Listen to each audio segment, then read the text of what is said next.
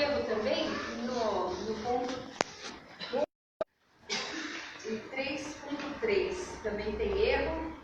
Tem um outro erro também no ponto 3 e 2. Mas tá bom. Vamos lá. Nós vamos falar então sobre a mordomia do trabalho.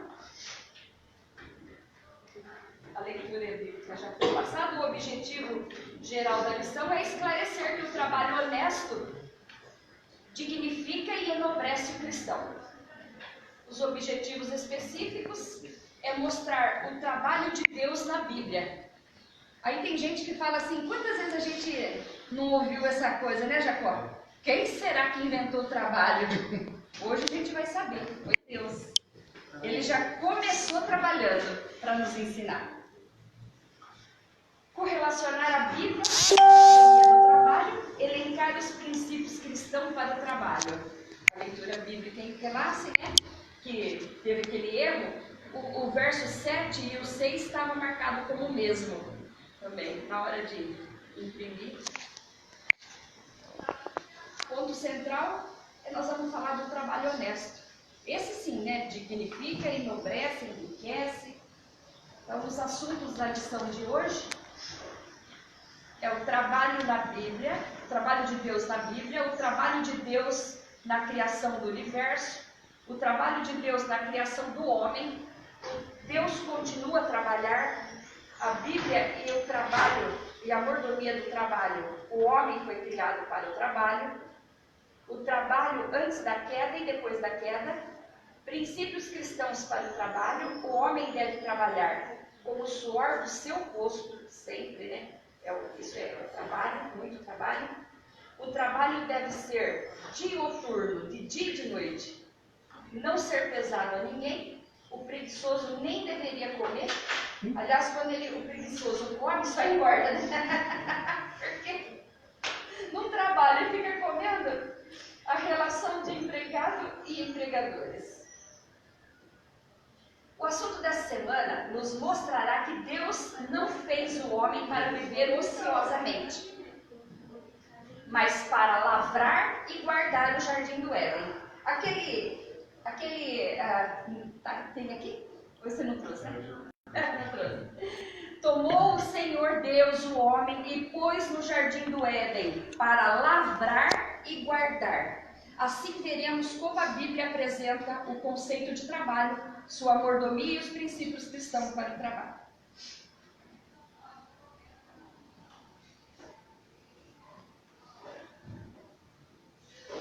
O ponto 1 começa falando do trabalho na Bíblia. Então, o trabalho na Bíblia. A Bíblia nos mostra que Deus criou o universo e os seres vivos em 6 dias. 6 dias, ou seja, Ele só descansou depois que terminar. Irmãos, todas as vezes que nós começamos alguma coisa e paramos sem que aquela coisa se feche, e vai criando em nós um problema mental, um problema psíquico. Quando você abrir uma página, começar um trabalho, vai com ele até o final. Porque se você começa, na faculdade, por exemplo, você começa e não termina, deixou lá. Aí você começa outra, não termina, deixou lá. Aí você começa um curso, não termina, deixou lá. Isso tudo vai criar em você um psique, doença mental. Porque cada trabalho que a gente começar, a gente tem que ir até o final. Ou seja, nós temos que abrir e fechar a página. Nós temos que dar início e fechar o círculo, para não ter problema em nós. E foi isso que o Senhor nos ensinou. Quando Ele terminou, Ele fechou o círculo. Parou. Respira, começa outro. Então isso é para nos ensinar. A Bíblia inicia a história da salvação, revelando que o trabalho de Deus na criação do universo antes da criação do mundo, já existiam. Olha então, quem existia então antes da criação do universo, antes de tudo? O Pai, o Filho, o Espírito Santo já existia antes de tudo. Antes de tudo. A palavra de Deus já existia. A graça de Deus já existia. A misericórdia de Deus já existia. O trono de Deus já existia desde antes. O propiciatório para a redenção já existia. Ou o homem pegou Deus de surpresa quando pecou? Não, já existia. As leis já existiam e a árvore da vida também. Infelizmente, a teoria falsa admite que o universo foi surgiu com uma explosão, o Big Bang. Por causa do... Olha o que diz Salmo 10 e verso 4. Por causa do seu orgulho, o ímpio não investiga. Todas as cogitações são, não há Deus. É muito mais fácil, né, dizer não há Deus. Disse o nécio ao Salmo 14:1. Disse o nécio no seu coração: não há Deus. Tem-se corrompido, fazem-se abomináveis em suas obras e não há ninguém que o faça bem. Então é um erro não pesquisar e simplesmente dizer não há Deus. E todas as vezes que você for impor uma ideia sua, sempre elas têm que estar corroborando com uma passagem bíblica. Ah, irmã, eu estou achando que não é assim, não é? Qual a base bíblica que você usa? Porque pode ser que esteja errada, esteja certo. Qual a base bíblica que você usa para corroborar o que você está dizendo? Então, a gente nunca pode se meter a dar uma opinião sem ter a base que nos sustenta. A terra era sem forma, Gênesis 1 e 2. A terra era sem forma e vazia. Sem forma? O que é isso, sem forma? Vazia. E havia trevas sobre a face da terra, sobre a face do abismo. Havia trevas? Então vai imaginando, como que seria isso daí?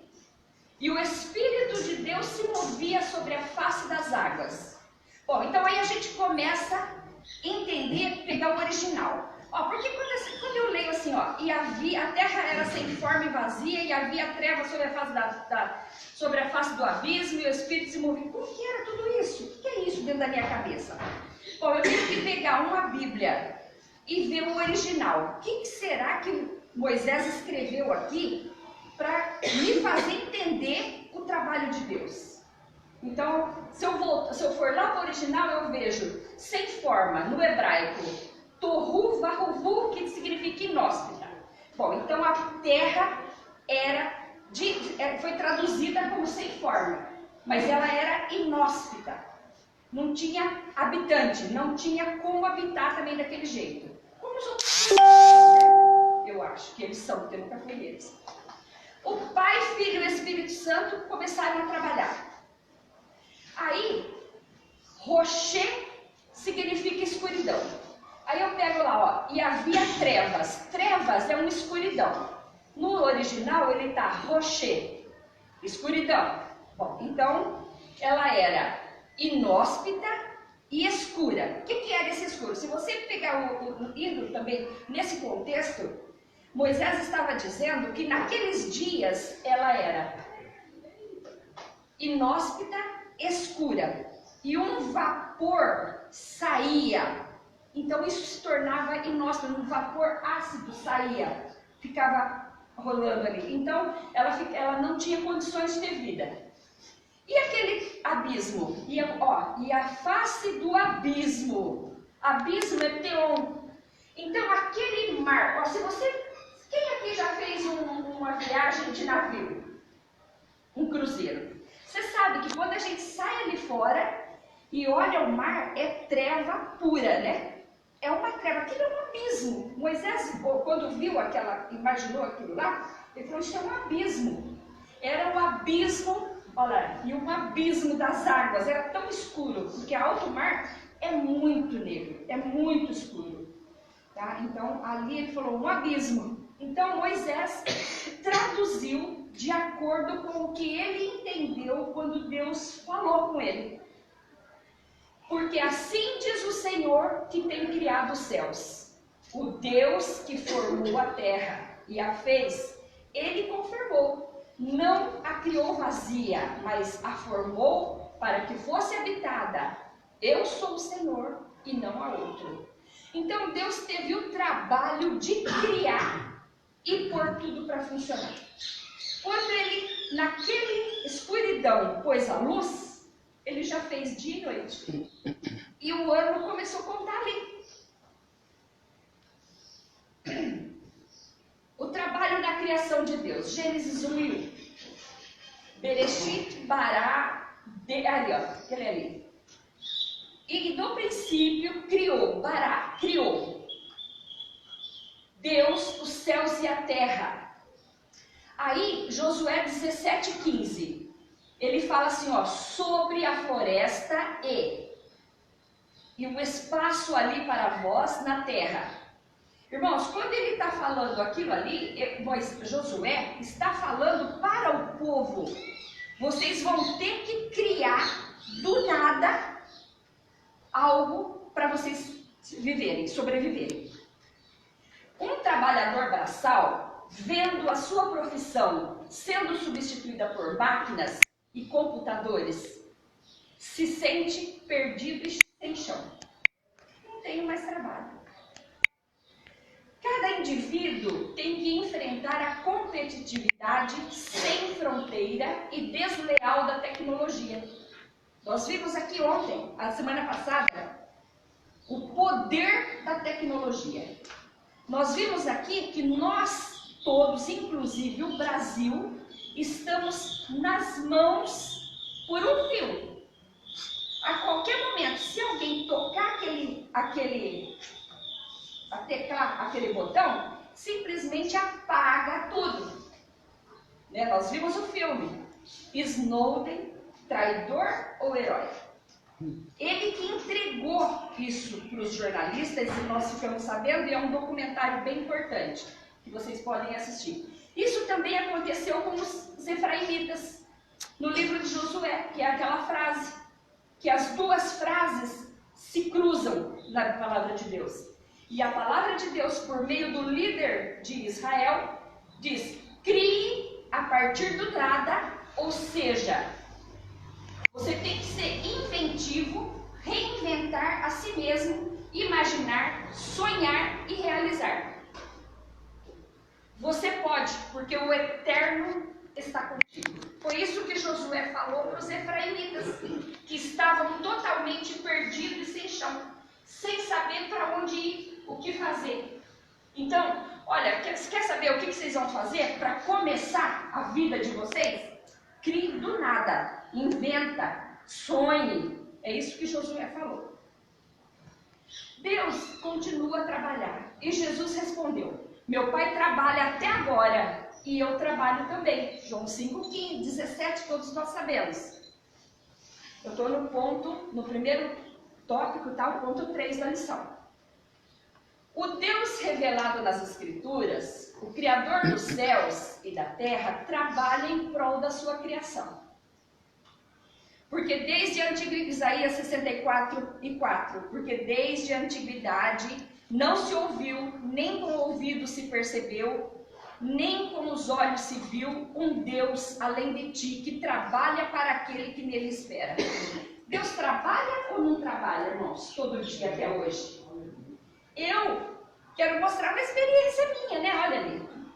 O meu netinho nasceu prematuro, faltando quase 2 meses para se formar, né? O pulmãozinho já estava formado aqui, ó, é março, já tinha 1 mês de vida. Nasceu com 1,9 kg. Então eu acho isso daí um grande testemunho. Aí a gente vai vendo Deus trabalhar. Não é Deus trabalhando, irmãos? A gente vai vendo Deus trabalhar. E agora, em agosto, ele está assim, ó, 6,4 kg. E é uma bênção, né? A gente fica feliz, não é isso? Isso não é Deus trabalhando todo dia para nós hoje, pastor? Né? Então, o Senhor trabalha até agora. Em síntese, para finalizar o tópico 1, a Bíblia mostra que Deus trabalhou na criação do universo, do homem, e continua a trabalhar. E nós vemos o seu agir. E vemos diariamente o agir de Deus, né? E glória a Deus nas alturas, glória a Deus por tudo isso. Começando então o tópico 2 da revista. E esse tópico 2, nós vamos encontrar um erro no 3.3, tá? Porque ele diz que Jó também declarou, mas não foi Jó que declarou, foi Elifaz que declarou. O homem foi criado para o trabalho. E não tem outra coisa, o homem foi criado para trabalhar. Ponto final. Embora alguns deles não gostem. Devia ter nascido mulher, para limpar a casa. Mulher também foi criada para trabalhar, porque mulher trabalha muito, né? Tem gente que fala assim, qual que é o seu trabalho aonde? Ah, não trabalho, meu Deus. Quanto de uma casa trabalha? O homem foi criado para o trabalho. No plano divino, o homem foi feito para trabalhar, ponto final.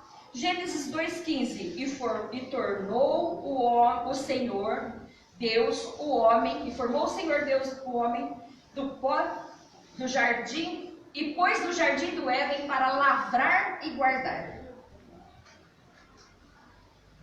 Como que era o trabalho então antes da queda? Se o homem foi feito para lavrar e cuidar, já foi posto ali para começar a trabalhar. Como que era esse trabalho? Era um trabalho agradável, sem desgaste físico e mental, nem doença, nem para... Irmãos, olha, se eu estou trabalhando num lugar onde a terra é fértil, onde tudo dá, eu não preciso me preocupar, vou ficar doente? Por que a gente fica doente? Por causa das preocupações, né? Então ali eles tinham um trabalho agradável, não tinha risco, não tinha veneno, olha, nem doença, não tinha praga, não precisava passar veneno, pulverizar, sem perigo de morrer. Então, do que o homem tem medo hoje? De todas essas coisas, de doenças, de ladrão, de todas essas coisas dá medo. Ele não tinha lá. A história do trabalho não começa após a queda. E nem termina quando Jesus voltar. Olha isso. Ou seja, começou lá no Éden, antes da queda, começou antes da fundação do mundo, né? Com Deus. E nem vai terminar na vinda de Jesus. Vamos continuar a trabalhar. A história do trabalho começa com Deus. No princípio criou. Quem cria, está criando, está formando, está inventando, está fazendo. Então, está trabalhando. Em Gênesis, capítulo 1 e 2 de Gênesis, nós temos 12 vezes o verbo criar. Se a gente for 12, o tempo de um ano é 12 vezes, né? Todo mês a gente tem que criar. Todo mês a gente tem que inventar. Trabalho. Moisés resume: no 7º dia, Deus havia terminado sua obra de criação e descansou. Ou seja, dá para a gente aprender que a gente só pode parar e descansar ou virar a página quando terminar um ciclo. Muita gente está perturbado mentalmente porque não fecha páginas, que vai deixando páginas abertas. Fomos criados para sermos representantes dele. Sejam férteis e multipliquem. Quando Deus falou isso no casamento, e fala para eles, agora no casamento, sejam férteis e multipliquem.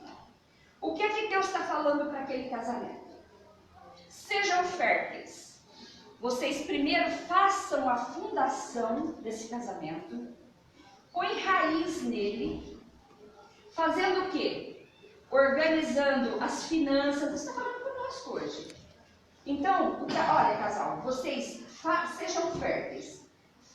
Finquem uma raiz para que esse casamento seja um prédio bem edificado, um edifício bem fundado. Ali vocês constroem, criem o planejamento. Ali vocês comprem a casa de vocês, não é mesmo? Sejam férteis. Depois, multipliquem. Os casamentos, irmãos, começam dando errado, por quê? Porque começam multiplicando para depois fazer a fundação e não tem condições. Ninguém consegue construir uma casa começando pelo telhado. E tem desabado mesmo e continua desabando se a palavra de Deus não for posta em prática. Aí a gente vê onde errou, né? Aí a gente vê onde errou. Dominem sobre os peixes do mar. Olha, então isso. Nós temos condições de dominar. Ah, eu não consigo. Consegue, o Senhor já deu essa autoridade. Você consegue. O trabalho depois da queda. Infelizmente, após a queda pelo pecado, tudo foi distorcido e difícil na vida do ser humano. Aí entrou medo e maldição, ecologia foi mudada, porque a terra parou de produzir, começou a gente ter que forçar ela a produzir, temos que adubar, temos que tirar os espinhos, temos que forçar, então ficou muito modificada e o trabalho tornou-se desgastante demais, por causa do pecado.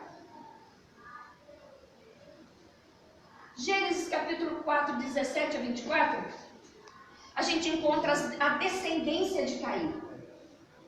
A nossa identidade, irmãos, vem por aquilo que a gente faz mais vezes repetida. Então, por exemplo, se eu trabalho e alguém me vê trabalhar mais do que estudar, eu sou trabalhador.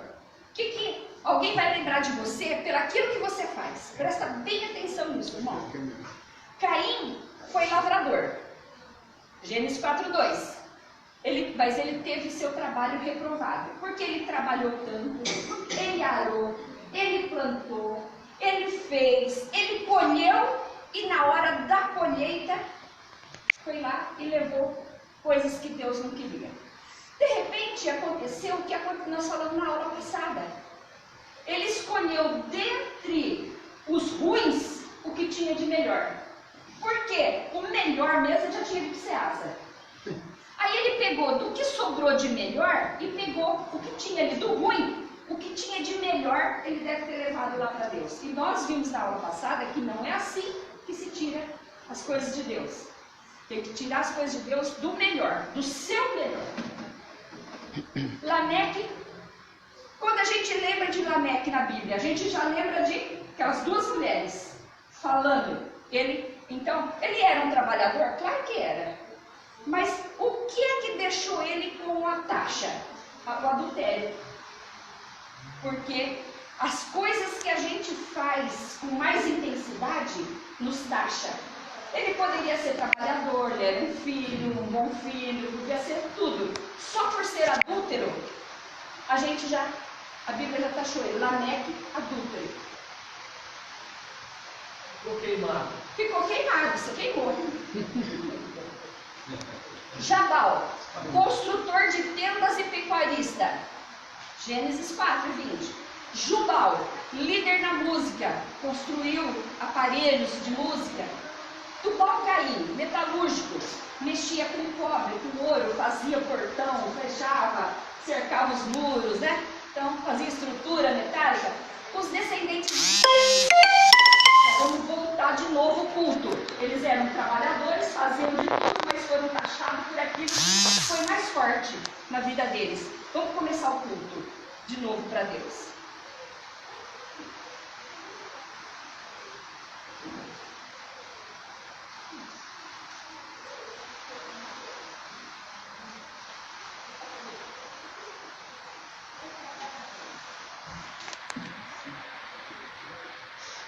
Nimrod, poderoso caçador. Gênesis 10, capítulo 9. O problema ocorre quando se perde a conexão com Deus, o trabalho e a adoração. Então, irmãos, Deus, o trabalho e a adoração tem que estar em sincronismo. Eu não posso perder o fio da meada de nenhuma desses pontos. Eu tenho que estar puxando essas três rédeas. Eu tenho que estar aqui na minha mão. O homem, raça humana, foi criado com tanta dignidade. Sabe por quê, irmãos? Ele foi criado porque ele precisa ter a dignidade de querer escapar da tribulação. E isso temos que almejar, pedir e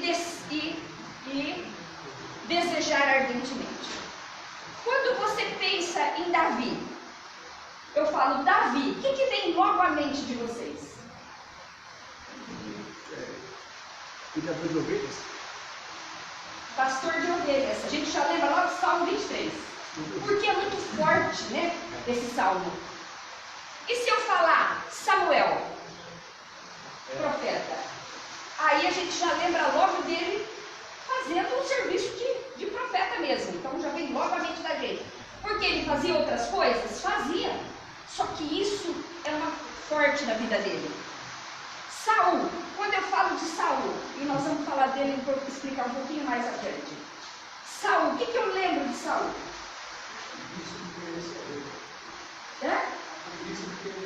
Ele foi rei.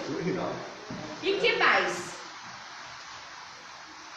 O homem do qual Deus retirou o Espírito Santo dele.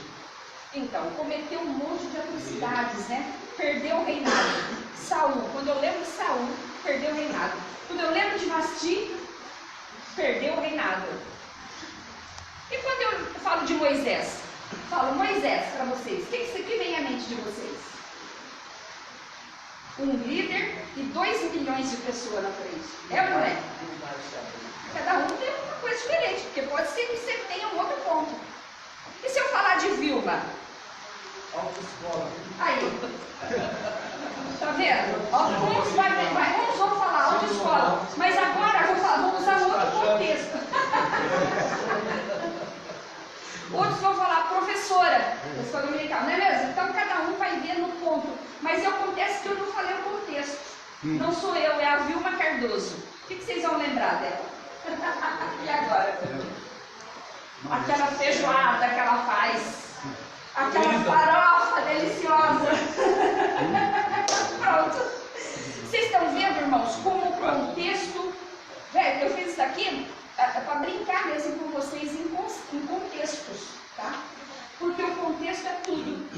Se eu falar manga, eu preciso falar de que é. De vestido, de camisa ou de comer. Não é mesmo? Então, tá certinho. Tudo tá certo, mas é eu que mudei o contexto para dar uma checagem. Todas as vezes que você começar um projeto, arrumará inimigos que tentarão te derrubar. E esse inimigo, às vezes, é você mesmo. O seu, como chama aquele? Ego. Não, como que a gente fala? Zona de conforto. Às vezes você próprio é um inimigo, mas pode também ter outras pessoas que te falam, para, isso aí não vai dar certo. Vai estar cheio de gente que vai falar isso. Mas às vezes, exatamente, mas às vezes é você o próprio seu inimigo. Aí você falou na feijoada, a irmã Vilma apareceu aqui, ó. Ei, irmão. Uma obra a realizar. Deus põe no coração de Neemias o desejo de realizar uma obra. Por que Deus pôs no coração de Neemias? Porque chegou a notícia lá onde ele estava, que Jerusalém estava destruída. Os muros destruídos, tudo acabado, incendiada. Ele chorou e falou, e agora, né? O Senhor falou, então, já que você está com esse desejo, eu vou te pôr lá para construir o muro. Só que chegar lá, foi Deus que mandou, não foi? Mas está cheio de inimigo lá. Sanballat, Tobias e Gesem querem fazer essa obra parar de qualquer jeito. Obra de restauração, de reparo, de edificação. Uma obra onde todos teriam que trabalhar. O corpo todo, o povo. Mas registrados, os magistrados, os nobres. Só que a gente tem 3 lições. Sanballat, Tobia e Gesem ficavam querendo montar coisas ou então dar um outro emprego para Neemias. Olha, quer saber? Esse cara é muito bom. Ele é um bom projetista, ele é um trabalhador. Vamos oferecer um cargo aqui no palácio do governo para ele. Vamos oferecer um cargo aqui. Assim, tira ele daquela obra. É o inimigo trabalhando. Ele não. Ele falou assim, olha, pode mandar avisar que eu não vou nessa reunião, não vou. Porque eu estou fazendo uma grande obra, de modo que eu não posso descer. Irmãos, todos os trabalhos são belos e dignos, a gente precisa deles. Só que quando você está fazendo a obra do Senhor, você tenha todo o cuidado possível. Porque perder um trabalho no reino de Deus é a maior das catástrofes. Tá? O trabalho que a gente perde na rua, você sai de um emprego e arruma outro, se você for um bom profissional. Tá cheio de porta aberta aí. Mas na obra do Senhor, você vai ter que esperar de novo outra oportunidade. Esperar até quando? Eu não sei até quando, porque aí entra o Kairos de Deus. E esperar, não sei até quando o Senhor me chamar de novo. De modo que a gente tem que aprender com Neemias, que disse, olha, eu estou fazendo uma grande obra. Pode falar que eu não vou descer para parar. Não perca o foco da sua missão. Quando está fazendo a obra, faça bem feito. Ou qualquer trabalho. De modo que não poderei descer. Não faça acordos com inimigos da obra de Deus. Você tem que falar aquilo que a palavra de Deus e o que o Espírito Santo te ensina a fazer. Por que cessaria a obra enquanto eu deixaria que fosse ter convosco? Eu vou perder tempo. Para que eu vou perder tempo com vocês? Não perca tempo com distrações, e vai sempre ter muitas. Nós precisamos ter dignidade de escolher não parar de estudar a palavra de Deus. Ela é a nossa regra de fé e de trabalho. Olha, Jesus está aqui conversando com duas multidões. Eles e vós. Vamos abrir em Lucas capítulo 21, irmãos.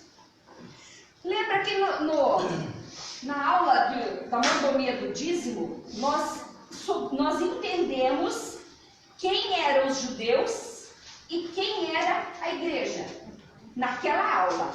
E hoje nós vamos entender quem é que tem a opção de não entrar na tribulação. E quem não tem opção. Tem um povo que não tem opção, ele vai entrar na tribulação. E tem um outro povo que pode escolher não entrar na tribulação. Você pega a tua Bíblia, irmãos, em Lucas capítulo 21, e marca com vermelho onde é que Jesus está falando para vós e onde é que Jesus está falando para eles. Aí você vai definir quem é vós, esse povo, e quem é eles. Aí você grava. Eu aqui na minha fiz assim, ó. Eu risquei em vermelho o povo que é lavado no sangue de Jesus. E grifei em azul o que Jesus falou para eles. O povo que tem a bandeira azul e branca. É os judeus.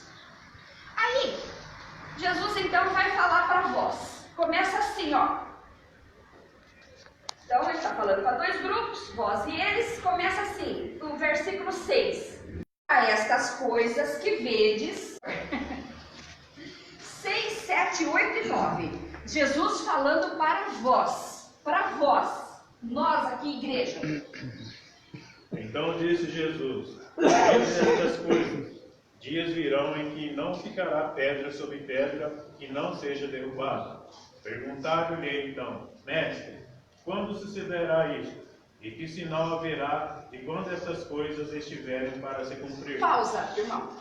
Bom, quem é o povo de Jesus tem a opção, porque Jesus contou tudo para a igreja. Tudo que vai acontecer e já estava programado, o Senhor contou. Então ele falou assim, ó: quanto essas coisas que vedes, virão dias, não é mesmo? Dias virão que vai acontecer. Vou contar para vocês o que vai acontecer. Aí alguém perguntou para ele, dizendo: mestre, quando serão? Quem é que chama Jesus de mestre? Quem é que tem Jesus como mestre? Igreja. Igreja do Senhor. Então, esse vós aqui, ó, vós, e perguntaram, os discípulos perguntaram, nós perguntamos. 8 agora, irmão. Respondeu ele: vede que não sejais enganados, porque muitos virão em meu nome, dizendo: sou eu, e também chegou a hora, não os sigais. Então, irmãos, aí ele falou assim, ó: vede que não vos engane. Então, que verbo? Onde que está esse tempo do verbo? Vós vedes, né? Está falando para vós, e para eles. Está falando. Continua.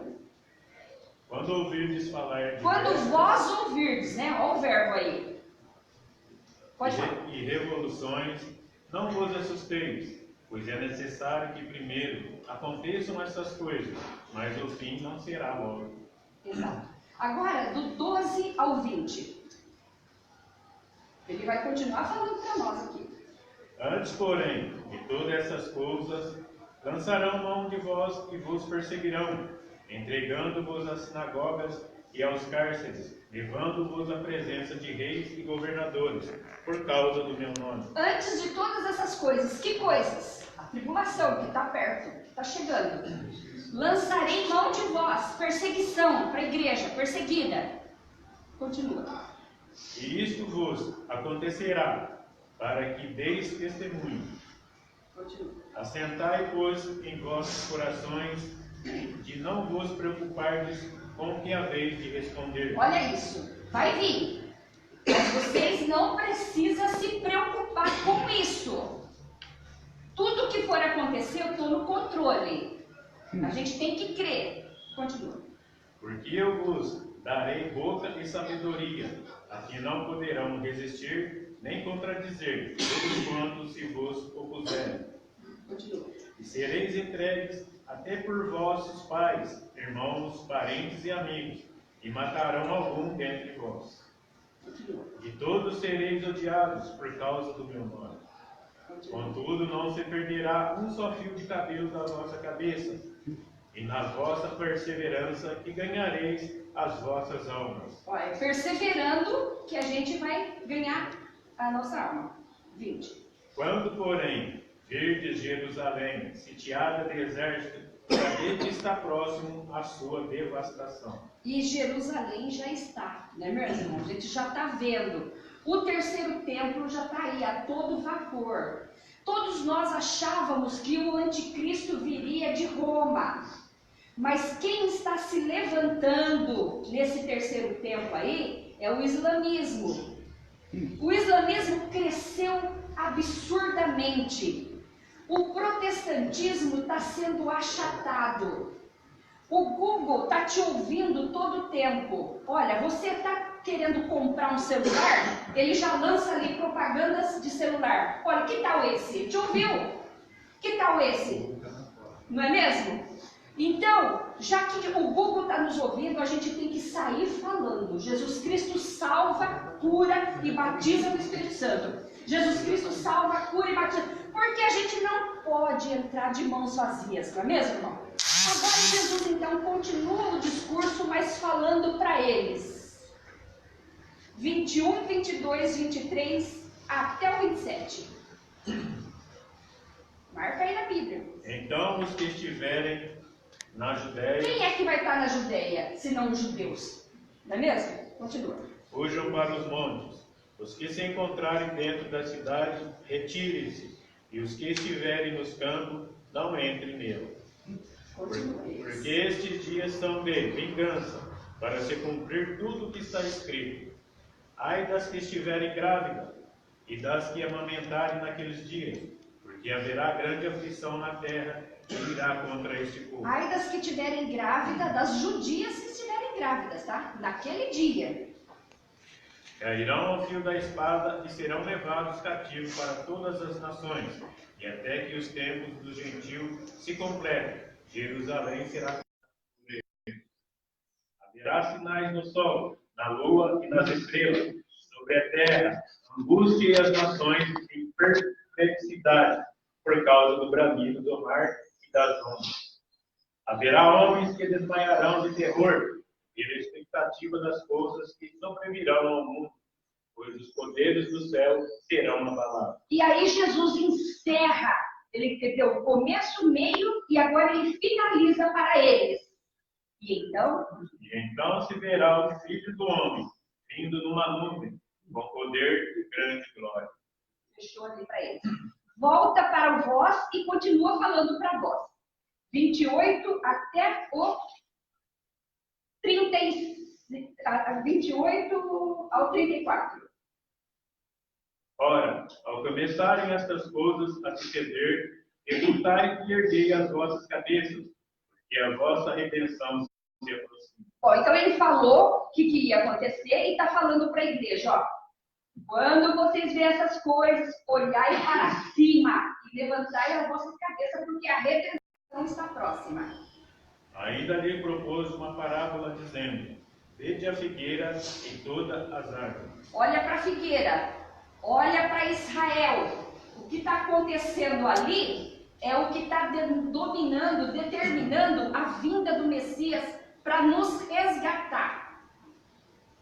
Quando começam a brotar, vendo, sabeis por vós mesmos que o verão está próximo. E está brotando, irmãos. Os judeus já estão voltando. Esse templo está sendo muito falado. Eles estão voltando porque eles precisam fazer dinheiro para esse templo, tá? Então eles estão voltando. Ou seja, a figueira está brotando. Assim também, quando virdes acontecer estas coisas, sabei que está próximo o reino de Deus. E em verdade vos digo, que não passará esta geração sem que tudo isto aconteça. Passará o céu e a terra, porém as minhas palavras não passarão. Acautelai-vos por vós mesmos, para que nunca vos suceda que os vossos corações fiquem sobrecarregados com as consequências da orgia, da embriaguez e das preocupações deste mundo, para que aquele dia não venha sobre vós repentinamente como um laço. Pois há de sobreviver a todos os que vivem sobre a face da terra, toda a terra. Vigiai, pois. Mas vocês, portanto, vós... Então ele encerra o versículo, a discussão aí, o assunto para vós, dizendo assim, ó, mas, com tudo isso que eu disse, mas vós, né, o verbo está em oculto, continua, irmão. Vigiai. Vigiai, pois, a todo tempo, orando, para que possais escapar de todas essas coisas que têm de suceder e estar em pé na presença do Filho do Homem. Você está vendo, irmãos, como nós, igreja, pode sentar, obrigada, viu, querido? Nós, igreja, temos a opção de não entrarmos na tribulação. A tribulação vai vir? Vai, tribulação e grande tribulação. Só que Jesus falou assim, olha, já que vocês me aceitaram, eu sou o salvador de vocês. Então, contou tudo o que vai acontecer para a gente e deu para a gente uma opção. Vocês têm a opção de se apresentar como digno, de ter a dignidade de escapar da tribulação. Irmãos, escapar da tribulação é um trabalho. E que trabalho que nós temos que fazer para escapar da tribulação? Isso que nós estamos fazendo aqui. Aprender a palavra, ler a palavra, meditar na palavra, crer na palavra, saber que nós seremos salvos pela palavra. Isso é um trabalho pesado. Porque a gente, irmãos, tem distração toda hora. Você dobra o joelho para falar com Deus, vem a distração. Tudo, é um trabalho forte esse. Então, nós temos que ter a dignidade de escapar da tribulação mediante um trabalhoso e afinco trabalho, né? Aí Jesus, então, completou esse discurso aí. Já sabemos o que ele falou para nós e para os judeus. O medo e a maldição. Entrou, né? O medo e a maldição entrou. O ser humano passou a conhecer o medo da morte, de doenças, de ladrão. Nosso espírito se sobrecarregou com medo de tudo, trazendo doenças nervosas e emocionais. Quantas doenças não vêm por causa do medo? O medo dá nervoso e o nervoso ataca o estômago. Ou ataca a enxaqueca. Ou então ataca o estresse, não é mesmo? Então, muitas doenças surgiram por causa disso. Ele respondeu, ouvi a tua voz no jardim e porque estava nu, tive medo. Por que ele teve medo, então? O medo começou com o quê? O pecado. O pecado causa um muro. O ser humano perdeu a autoridade sobre os demais seres e conheceu a maldição da terra. O ser humano perdeu a autoridade sobre os animais e eles ficaram ferozes e a gente começou a ter medo deles. O ser humano perdeu a autoridade sobre a terra, ela começou a criar espinho, começou assim, e a gente tem que açucar, fazer, e o medo de não colher. E se não vem a chuva? O agricultor, ele vive numa corda bamba. E aí a gente tem uma passagem, irmãos, que foi mal, por ter sido mal traduzida na palavra de Deus, ter feito uma tradução ruim. Porque o hebraico, ele tem poucas palavras que diz tudo. E o português tem milhões de palavras que às vezes não diz nada. Então a gente sofre com essas traduções. E aqui a gente tem uma tradução quando de 1 Samuel 16:14, que deu uma dificuldade para nós. E o Espírito do Senhor, vamos prestar bem atenção nisso, se retirou de Saul e atormentava o espírito mau da parte do Senhor. Que Senhor é esse que dá tudo pra gente e depois manda o espírito ruim atormentar a gente? Esse Deus, então, meu Deus, que Deus é esse? Ai, Senhor, eu tenho medo de tudo. Aí depois eu chego diante do Senhor, tenho que ter medo do Senhor também, porque o Senhor vai mandar um espírito mau, vai correr atrás de mim, e agora? Não é isso que dá a entender, irmãos? Só que não é isso. Só que não. Tradução sem verificar contexto de todas as formas. O contexto tem que ser verificado em todas as formas, e por isso que eu brinquei com o contexto aqui, porque ele tem que ser verificado em todas as formas. Ele pode significar um monte de coisa literária, que faz muita gente compreender de forma errada e se assustar com Deus. Ocorre que a palavra ruá, que é isso aqui, ó. Ruá, ra é mal. Ruá pode ser alegria, pode ser humor, pode ser espírito. Então, espírito mau. Aí, ó, ficou assim, né? Ser tomado de medo. Vamos lá, vamos voltar aqui, ó. A palavra ruá significa espírito, deleite, alegria. E de acordo com o contexto, você não lê no dicionário, está escrito lá, palavra fulana de tal. Quer dizer isso, isso, isso, isso, não tem várias coisas que ela significa? Depende do contexto, você vai pôr a palavra que significa, né? Assim, os termos ruá e ová assumem o significado de alegria do Senhor. Olha lá, aquela primeira palavra. Iová, ruá. Iová, ruá, Espírito do Senhor, as duas primeiras. Bom, então, assume a... E Espírito também é alegria. Assim, a deveria ter sido traduzida. Assim, os termos ruá e ová assumem o significado de alegria do Senhor, aqui. Ó, então, lá em Saul, para Saul, eu sei que às vezes é um pouquinho difícil, irmão, mas presta bem atenção nisso, tá? Lá com Saul, o Espírito do Senhor se retirou dele. Presta atenção. O Espírito do Senhor se retirou. O Espírito do Senhor é a nossa alegria. Não é? A alegria do Senhor não é a nossa força? Se o Espírito do Senhor está em nós, a alegria está em nós. E com alegria a gente é forte.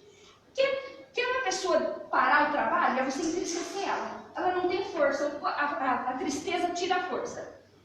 Aí, depois vem a explicação da natureza do medo, com os termos de ruá, que significa espírito mau, mas também significa um mau humor. E esse espírito mau é um E pequeno, porque ruá significa humor. Ra, mal. Então, quando o Espírito do Senhor deixou Saul, o espírito de Saul ficou mal. Ou seja, ficou em depressão. Ficou em depressão. Então, se o Senhor não... Se o meu espírito... Ó, eu tinha que chamar Davi para tocar a harpa para ele se alegrar, para alegrar o espírito dele. Então, o meu espírito, com ele pequenininho, eu sou corpo, alma e espírito, tem que estar ligado com o Espírito de Deus. Se eu, pelo pecado, soltar o Espírito de Deus, cria uma barreira aqui e eu entro em depressão aqui, porque o meu espírito não é nada sem o Espírito de Deus. Aí aí, ó, o que aconteceu com Saul pode acontecer com a gente também. O Espírito de Deus, que é o Espírito de alegria, de força, saiu de Saul. O nosso espírito, sem o Espírito de Deus, não é nada, fica triste, deprimido, mal, e é nessa hora o que devemos fazer? Professora, a senhora viu até então, quase 35 anos de escola dominical, eu achava que Deus mandava de lá de cima um espírito mau. Uhum. E olha aí, de umas... Exato. Como que o hebraico é Quem diferente. estava pensando também assim? Quando Saul estava assim, demoniado, o espírito mau, não, Deus mandou, Deus tem espírito mau. Então, não, o espírito de Deus que saiu ficou todo. Vai lá você e vai atormentar. Que interessante, né? O meu servo, meu Deus. Professora, mas a maioria pensa assim, né? Mas, eu sim, até também, achava assim. Eu também, Eu pensava até assim. não descobri. Eu também pensava. Fui educada assim na igreja. E tem muitas demonizações que usa isso aí ainda para... Na igreja, lá na escola bíblica, Pra catar, né? sempre falou assim. Que Sim, e usa isso para te forçar a fazer alguma coisa. Isso, é. E entre a fase que quando Samuel falou para ele que ele deveria fazer, e depois ele desobedeceu, e lá no princípio também, foi claro que surgiu. E Deus tinha falado para ele obedecer, não é? E ele desobedeceu. Então, quer dizer que enquanto a pessoa tem o Espírito de vida, o Espírito Santo de Deus, interagindo, né, na palavra, fica então que o Espírito, conforme o Paulo falou, o Espírito de Deus tem Espírito do nosso Espírito. Exato. É o Espírito de vida e o Espírito de Deus interagindo. Nesse caso, ele veio ter essa fraqueza e ficar só com o Espírito de vida e sem força mais para lutar, que precisava chamar então Davi, por desobediência, né? Então, o que encabeça tudo, desde lá do princípio, vem ser a palavra, desobediência à palavra, que não importa por quem Deus está usando. Porque Deus ali usou Davi depois que seria o sucessor do seu trono, não é? E Davi era tão pequenininho que mais o Espírito de Deus estava em Davi para alegrar ele. Como o Espírito de Deus estava em Davi, com o Espírito de Davi, bastava ele tocar e o Espírito dele se alegrava. Não é que o demônio saía, não tinha demônio nenhum que saía.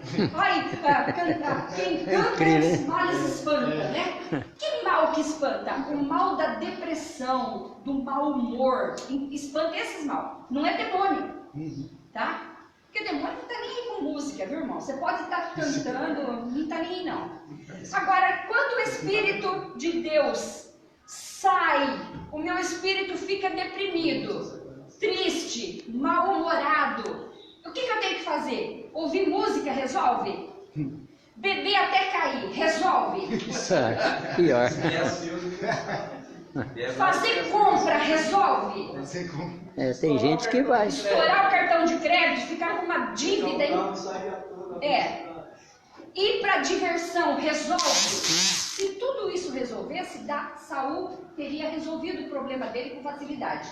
Porque dinheiro ele tinha, tudo ele tinha, ele resolveria fácil, mas nada disso resolve. Tanto é que ele se matou.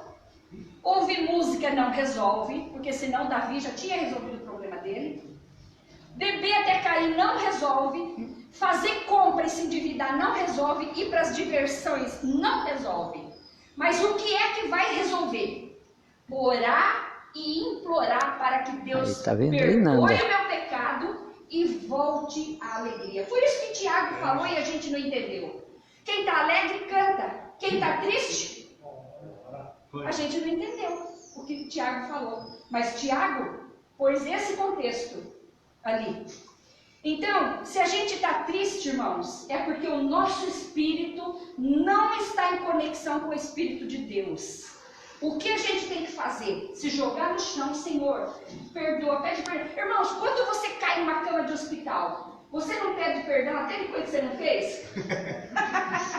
Pede. Quando a gente está triste, pede perdão até de coisa que você não fez. Queria fazer, mas nem fez, já o Senhor me perdoa. Para que essa barreira quebre e o Espírito de Deus se ligue com o meu, porque senão, irmãos, é depressão pura que vai vir, tá? Não tem como.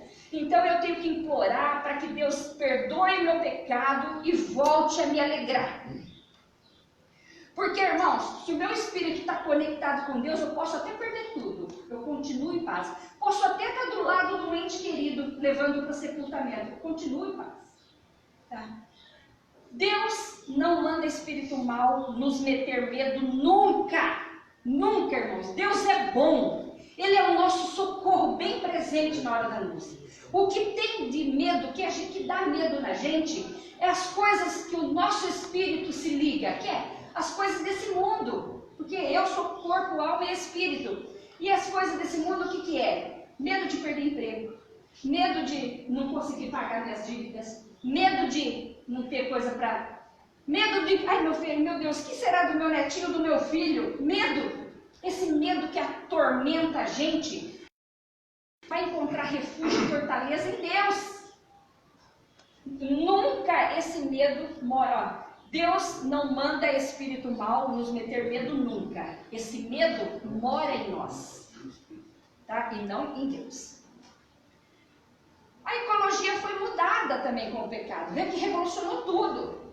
As condições ambientais foram transformadas.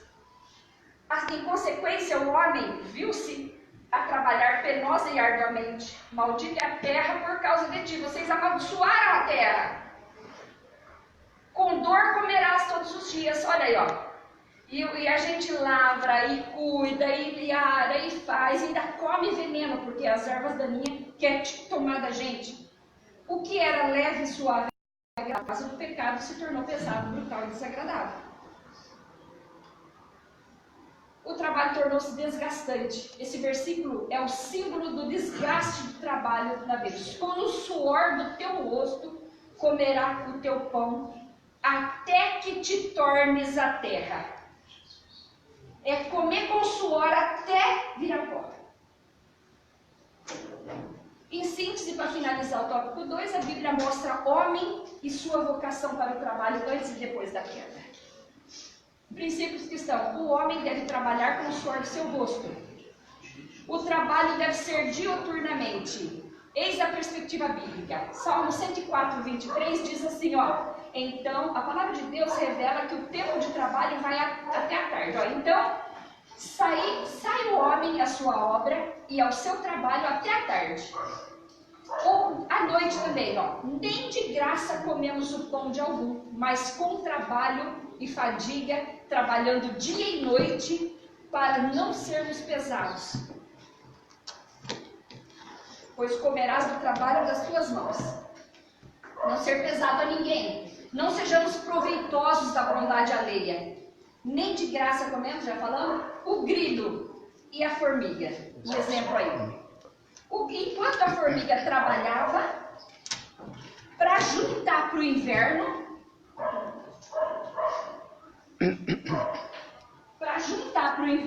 o grilo ficava tocando violão, cantando. Tá cheio de grilo por aí. Tá cheio de grilo. Aí o inverno chegou, a formiga está bem quentinha lá dentro, com tudo que ela ganhou durante o período em que ela pôde trabalhar. E ele, agora, que morra de fome, que morra no frio.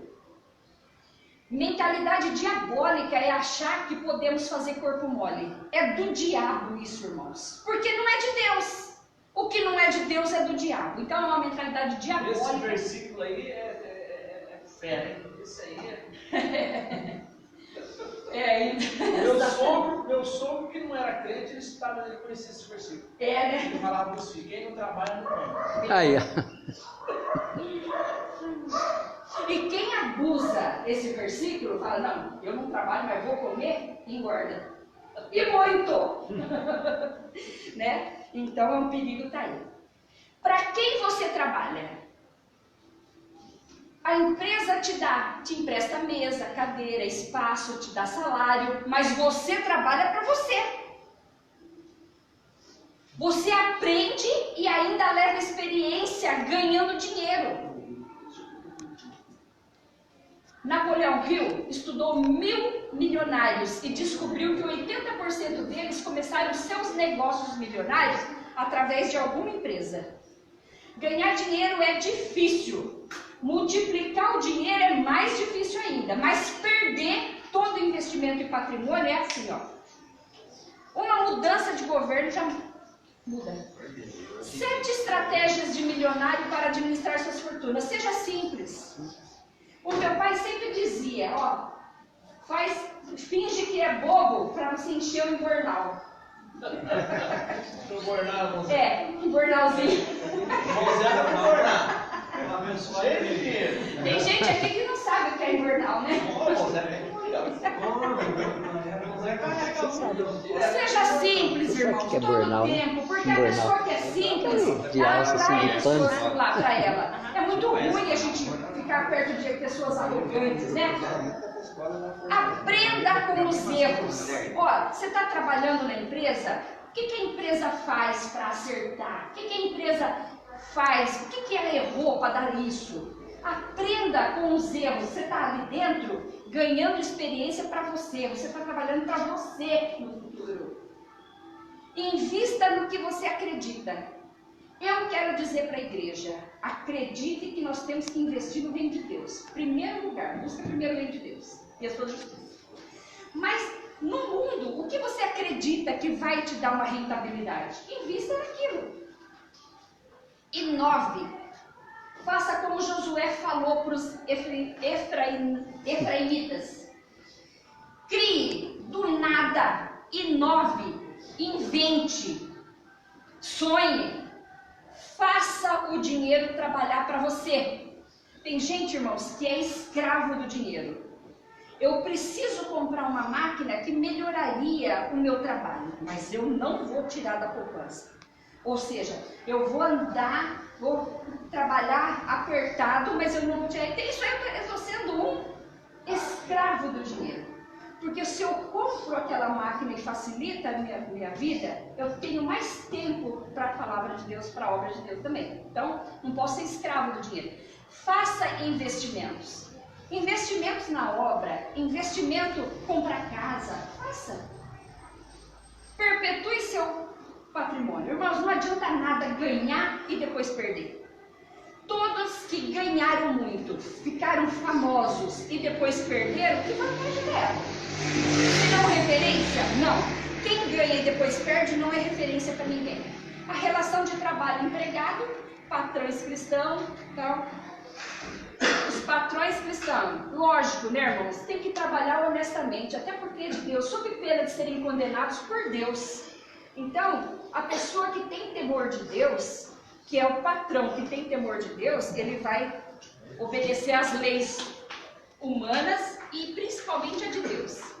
Empregado cristão também tem que ser fiel ao seu patrão, porque está debaixo, em primeiro lugar, da lei de Deus. Não se submeta a trabalho vil. Em síntese, dentre dos muitos princípios cristãos para o trabalho, destacamos: o trabalho deve ser do suor do rosto, diuturnamente. Os patrões e empregados devem observar a ética do reino de Deus acima de tudo. Vimos que o trabalho começou pelo Criador, que executou a sua obra no início ao final, sem deixar pela metade, e ele ainda está trabalhando. Assim, ele criou o homem pelo seu poder e criou para lavrar e guardar a terra. Devemos tomar cuidado, porque sempre somos taxados e marcados por aquilo que fazemos. É dessa perspectiva que devemos exercer a nossa mordomia no trabalho, glorificando a Deus, abençoando o próximo, sem ter medo, porque agora a gente sabe que quando vier o medo, a gente já sabe o que fazer. Então, sem ter medo, mas sempre alegres no Senhor, o nosso eterno Criador e Pai. Vamos refletir então?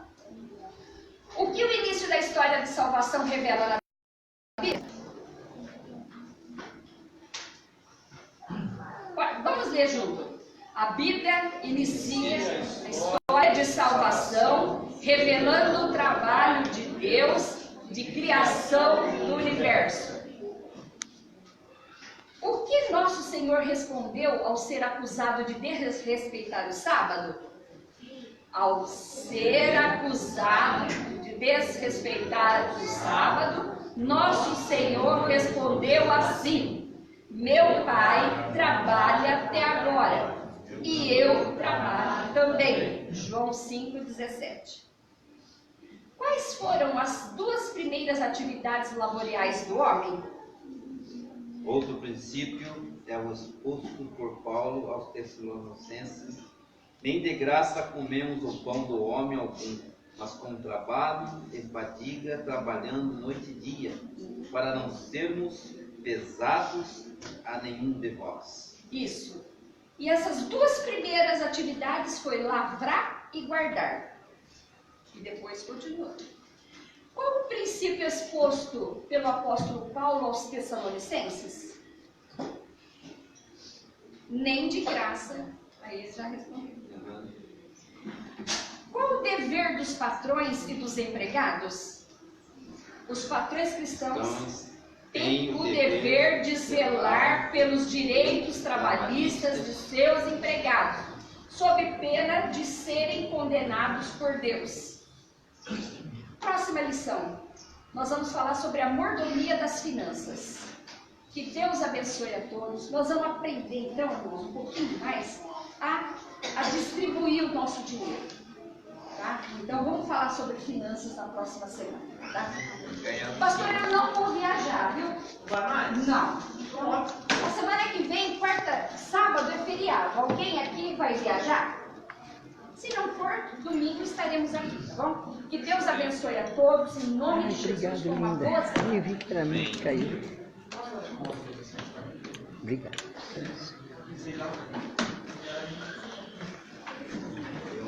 Deus que abençoe a todos. No próximo domingo estaremos aqui em nome de Jesus. Obrigado a quem assistiu 1 minuto, 10 segundos ou ficou até o tempo. Deus que abençoe a todos vocês. Obrigado, um bom domingo a todos. Bom almoço.